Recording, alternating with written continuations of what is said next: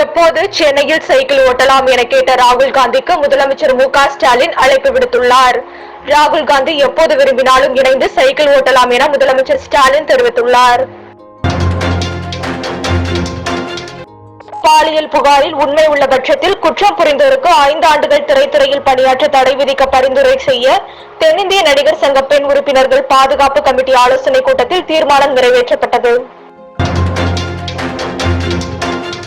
திருப்பூர் அவினாஷி அருகே உள்ள IKFA வளாகத்தில் 51வது இந்திய சர்வதேச பின்னலாடை கண்காட்சியை தமிழ்நாடு கைத்தறி மற்றும் ஜவுளித்துறை செயலாளர் தர்மேந்திர பிரதாப் யாதவ் இன்று தொடங்கி வைத்தார். வெங்கட் பிரபு இயக்கத்தில் விஜய் நடித்துள்ள கோட் படம் நாளை வெளியாக உள்ள நிலையில் இந்த படத்தின் ப்ரோமோ வீடியோவை படக்குழு வெளியிட்டது.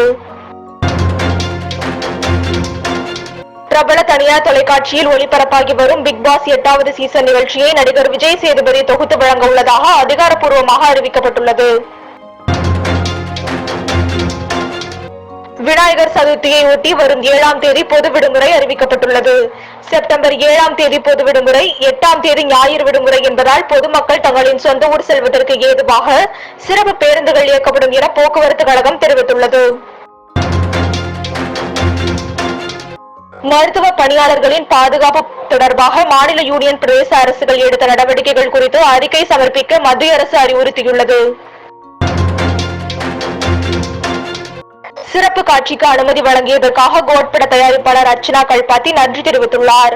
சிறப்பு காட்சிக்கு அனுமதி வழங்கிய உதயநிதி அண்ணா தமிழக அரசுக்கும் நன்றி கூறுவதாக அவர் தனது எக்ஸ் பதிவில் குறிப்பிட்டுள்ளார். மணிப்பூரில் வன்முறை வெடித்து 16 மாதங்களான நிலையிலும் பிரதமர் மோடி ஏன் இன்னும் அங்கு செல்லவில்லை என காங்கிரஸ் தலைவர் மல்லிகார்ஜுன கார்கே கேள்வி எழுப்பியுள்ளார். ஒருங்கிணைந்த ஓய்வூதிய திட்டத்திற்கு மத்திய தொழிலாளர் நலத்துறை அமைச்சர் மன்சுக் மாண்டவியா ஒப்புதல் அளித்துள்ளார்.